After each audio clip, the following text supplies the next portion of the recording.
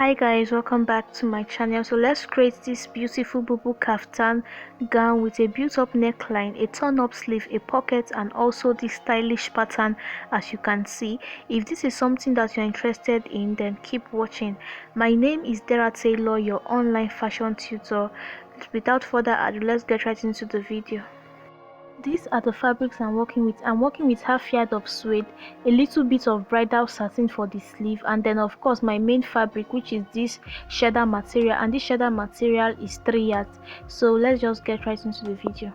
So the first thing I want to do is to place my fabric on fold. The front is on fold, the back is also on fold. That means it's folded into two and there is no zipper allowance on it. So let's understand that first. The next thing I'm going to do is to start taking my measurements. I came in by 7 inches as my shoulder width. My shoulder width is 14 divided by 2 or 7, and then I just mark 7 inches, and then I'm going to be placing my tape at that point, and then I'm just going to go ahead and mark 11 and half. 11 and half serves as my sleeve length. That's how long I want my sleeves to be, right? So I just mark 11 and half at that point, and after marking 11 and half, from the point where I marked 11 and half, I came down by 9 inches. 9 inches is going to serve as how round I want it to be, the width of it, how wide I want my sleeve to be. I hope you understand that. So I came in by 9 inches. I kept coming in by 9 inches at this point. After marking it, I'm going to be going at the bottom point, that's below the 9 inches I marked. I'm going to be going below the 9 inches. This point, you could see where my fingers are showing you. I'm going to be going below that, and then I'm going to be marking my bust circumference. To get your bust circumference, like I always say in my kaftan videos, all you just have to do is you calculate your hip measurements and plus it by 9 inches. I hope you get that. Sorry, plus it by 4 inches. Your hip measurement divided by 4 because it's folded, and then you plus it by 4 inches. What you get is what you are going to use for your bust, your waist, and your hip measurement. I then went ahead to make a curve at the armhole area, and then I'm going to be going all the way to the bottom point by what I got from my hip measurement. And remember, your kaftan has to be straight because you are using the same measurement for the bust, the waist, and the hip. This is what it was looking like after I went all the way down by my measurement, and I went ahead to cut out everything. Now for the neckline measurement, what we are going to start by is to be measuring my neckline width. My neckline width is 3 and 3 inches, so I just went ahead to mark 3 and 3 inches, and this measurement for the width will serve as the back and the front. Is going to be the same measurements. The only thing that is going to be different is the length. So for my neckline length, that's the neck depth, I use 1 inches for the back, and then I'm connecting it to the width. I hope you get that. I'm using 1 inches for the back and I connected it to the width. You have to use 1 inches or 1 1/4. That one is better. So then the next thing I'm going to do is to cut it out.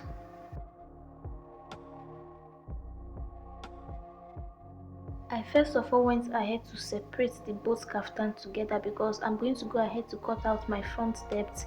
You know, we've not cut out the front depth, only the back depth yet. Just like I did for the back depth, I came down by the shoulder area by 7.5 inches. 7.5 inches is the neck depth for the front, and after marking 7.5 inches across, I then came in by 1 inches.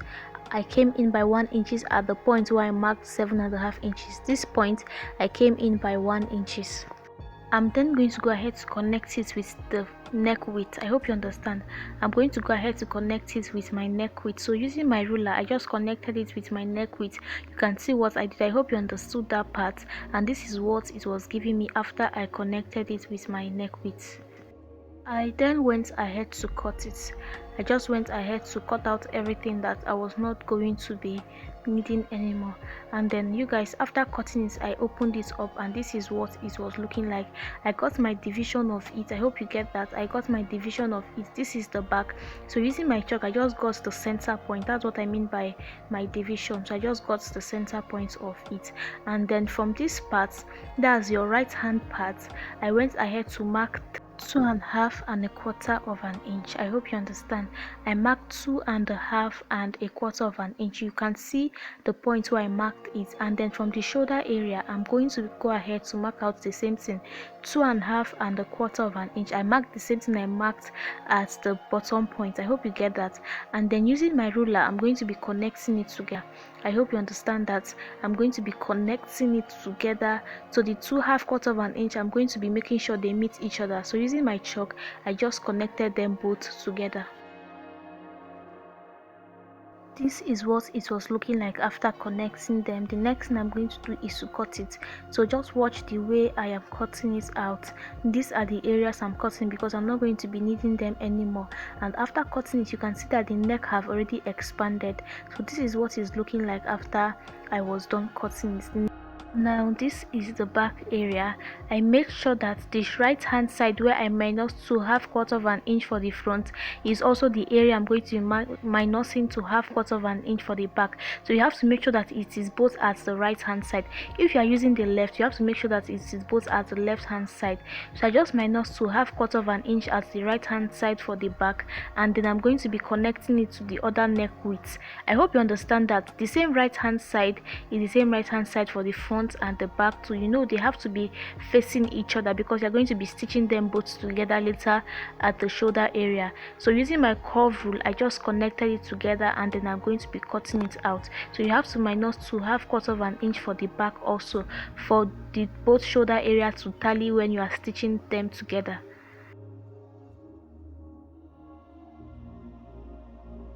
Now this is what it was looking like after I was done cutting it. The next thing I'm going to do is to stitch both shoulder areas together.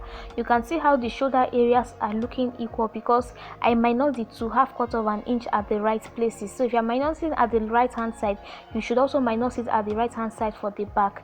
And after stitching the neck the shoulder area together, this is what it was looking like. The next thing I'm going to do is to calculate my neckline circumference. You see this area that my fingers are running through, I'm not going to be calculating that place. This is where I am going to be starting from. You could see this area where I started placing my tape. That is where I am going to start calculating my neckline circumference from. So I'm not going to be calculating it to 1/2 quarter of an inch and the 1 inch that I added to it. So I just hope you understand that. And then after calculating it, it was giving me 27.5 inch. It was giving me 27.5 inch, 27.5. I hope you get that. And it was giving 27.5 inch. And then what I just did here was to calculate the width of this, and as I calculated it, it was giving me to 1/2 quarter of an inch. So that is what we are going to be using to create our band. Should I call it a band? So I'll just call it a band. So this fabric here is just for the sake of pattern. I'm going to be placing it on my suede. I'm going to be transferring it to my suede. I don't have a pattern paper, so that is why I'm using this. So this is currently on fold. I hope you get that. It's on fold. And then for the length of this, remember it was 27.5, but I'm not going to be making it exactly 27.5. I'm going to be adding about 2 to 3 inches allowance for it. And then after adding it, the next thing I'm going to calculate is the width of it. So this to 1/2 quarter of an inch, I just marked it around it. I hope you get that. I added to 1/2 quarter of an inch. I was just marking to 1/2 quarter of an inch in a straight line. You guys, if you are watching this video and you have not yet subscribed, please do so by liking and also subscribing to my channel. This is what it was looking like. I also added 1/2 inch for stitching allowance. So you add 1/2 inch when you are doing yours for stitching allowance. So the next thing I'm going to get is the middle part of this, and the middle part was 15 inches. I hope you get that. I am going to be getting the middle part of it, and after getting the middle part, I just use my chalk to mark a straight line at that point. So at one part, after getting my middle point, at one part of it, I'm going to be marking 1 inches. Remember, 1 inches was the original width of the neckline before we added to 1/2 quarter of an inch. But instead of adding 1 inches, I added 1.5 for the sake of stitching allowance. I hope you get that. I added 1.5. I added 1/2 inch to my 1 inch for the sake of what? Stitching. You get that? And that was also what I did at the bottom point. That's the extreme end of it. I added 1.5 inch, and then I'm going to be connecting it to this middle part. So after connecting it, it gave me something like a slanted line. Now the reason why we are doing this is because one part of this band is going to be fitting the 1 inch of the neckline, the other part is going to be fitting the 2.25 inch of the other part of the neckline. Just so if you can remember the way we cut the neckline out. So now this is what it was looking like. I went ahead to cut it out, and this is what it is looking like now. I'm just going to go ahead to transfer it to my suede. I'm going to go ahead to transfer it to my suede. This is what it was looking like after I did the same thing on this suede. That is, I placed that pattern on the suede and cut it out, and I'm also going to go ahead to add hairstay for strength because this suede does not have strength. So I'm just going to add hairstay to make it thick enough. Now this is what it was looking like after I added hairstay to it. You can see how it is looking like, and then I'm going to start stitching.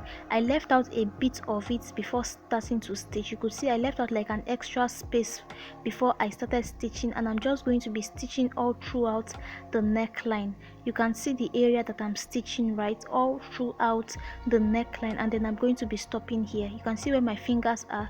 I am going to be stopping here. So after stitching it, this is what it was looking like after I was done stitching it. You can see how it's looking like after I was done. I went ahead to notch this part just to make sure it relaxes. You can see the area I notched, and I will also be doing the same thing here. You have to notch this part to make sure that it relaxes well. I then turned it to the front, and this is what it's looking like. This white part is our 2.25 inch, and this little part is our 1 inch. So I just tucked it in. You can see the way I tucked it in. And then if you want to stitch it, then that's totally fine, but you can leave it like this.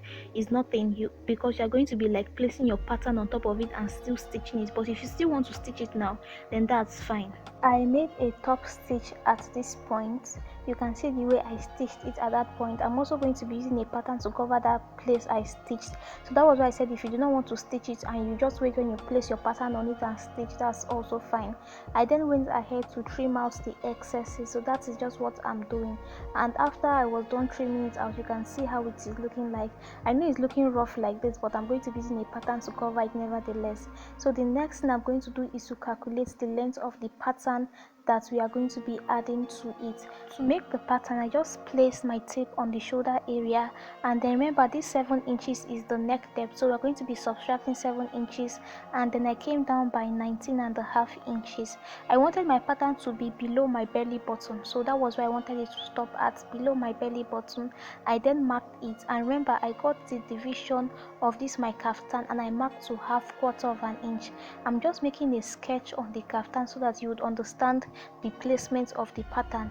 So I just marked to 1/4 inch, and when I mark it, I have to make sure that it is meeting the point where the suede started from, so that it will look as if there is no joining on that point. You could see that the chalk area is meeting the place where the suede started from. So I'm just going to transfer it. For this pattern, this is what I'm working with. I first of all ironed it to get my middle point, so it's essential you also iron it to get your middle point. And then for the length of it, I'm using 12.5. Remember it was 19.5 we calculated, but I minus like 7 inches for the neck depth because the pattern is going to be starting from the neck depth area. And remember our neck depth was 7 inches or 7.5 inches, and then I added about 2 inches for my folding allowance, so that was giving me like 12.5. So the length of this pattern is 12.5, and then from the middle point I came out and I marked to 1/4 inch. Remember that part was to 1/4 inch, so I marked it, but instead of to 1/4 inch I added 1/2 inch for stitching allowance because we are going to be folding it in before stitching it. So I added 1/2 inch for stitching allowance, and after adding 1/2 inch, this is what it was looking like. So for this next part now, I was going out all the way by 6.5 inches, because if you look at the picture below, you would see that they went all the way out at the 1 inches area. So this 1 inches area is going to be wider. The pattern at that 1 inches area is going to be wider. So I then came down by 6 inches, just as the way the pattern is. I just came down by 6 inches at that point. this bottom point, I came in from the middle point. I came in by 1.5 inches from the middle point, and I just chalked it down. I came in by 1.5 inches from the middle point. Like I said, this is the 1.5 inches, and then from this to half quarter of an inch point, I came up by 1 inches. This area we marked to half quarter of an inch, I came up by 1 inches, and then using my ruler, I'm going to be connecting it to give me like a slanted line at that point. I hope you get. I connected it with 1.5 inch, and it gave me a slanted line.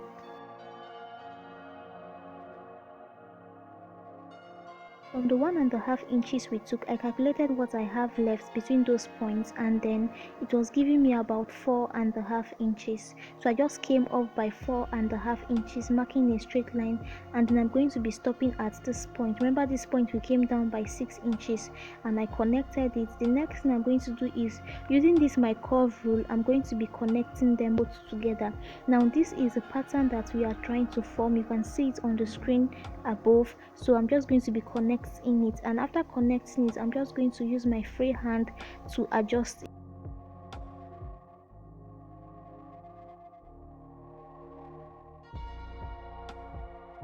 This is what it was looking like after I was done drafting the pattern. I'm also going to go ahead to cut it out, and when I'm cutting, I'm not going to be cutting exactly on it. I'm going to be leaving about half an inch for the sake of folding and stitching allowance. So that was just what I did. You have to make sure that you do not cut exactly the same thing. You just leave space for allowance. You guys, if you have subscribed to my channel, thank you so much, but do not forget to like this video and also to share it. Thank you so much. I went ahead to transfer it to my suede, and this is what the pattern was looking like. And of course, I also added hairstay for strength. You can see what it was looking like after doing it. And then this pattern, I'm going to be placing it now on top of our kaftan. So I'm going to be placing it on top of the kaftan, and when placing it, I have to make sure that the 2.5 quarter of an inch, that is where this pattern is going to be starting from. I don't know, you can see the chalk area we chalked down before, so that is where the pattern is going to be starting from. You have to make sure it is sitting together to that area. I hope you understand that. After doing this, I'm just going to go ahead to stitch all sides of it. I'm going to go ahead to stitch all sides, and after stitching them, this is what it was looking like. When I was telling you guys that if you want to make a stitch at the neckline area, it's fine, because it's going to, you're still going to be covering it with the pattern. So this is what I mean. You can see that the pattern is covering like the neckline area. This is what we are going to be using to make the turn-up sleeve. So I just went ahead to calculate my round sleeve measurement, and after I calculated it, it was giving me 17.5 inches. You can see it is giving me 17.5 inches. So I just placed my satin on fold. I make sure it's on fold, and then I'm going to be, for the width of the sleeve, that's the width of the band, I'm using 4.5 inch. 4.5 inch is what I'm using. So I just came up and marked 4.5 inch as the width of my band. After marking 4.5 inch, I'm just going to go ahead to cut it out.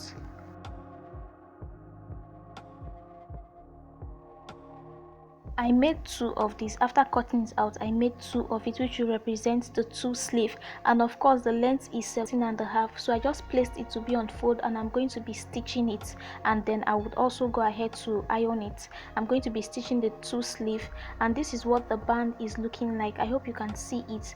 This is what the both bands are looking like after I was done.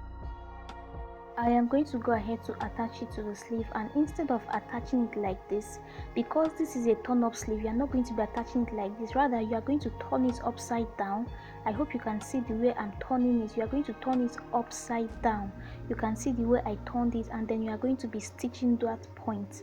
You are going to be stitching it at that point. You have to make sure that the right side are both facing the right side, and then you are going to be stitching them both together. After stitching it, this is what it was looking like. So I'm just going to turn it over for you to see how it is going to be. So you can see the way I am turning it over. This is how it is going to be, and at this point you would want to give it like a good press. You would want to give it a good press. So this is what we mean when we say a turn-up sleeve. This is how to make a turn-up sleeve basically. I also went ahead to make a stitch at the extreme end, both end points. I made a stitch on it, and of course, like I said, I'm going to go ahead to iron it, or you would want to stitch it. Anyone, it depends on you. You can iron it or stitch it. The next thing we are going to do is to start stitching up our kaftan, but before then I just measured where I wanted my slits to start from, and then I marked it. Mine was about 30 something inches, and then I marked it. I'm going to be stitching and stopping at the 30 something inches, and then I'm going to be folding the slitted area and also the bottom area. And after doing it, this is the front view of how our kaftan is looking like.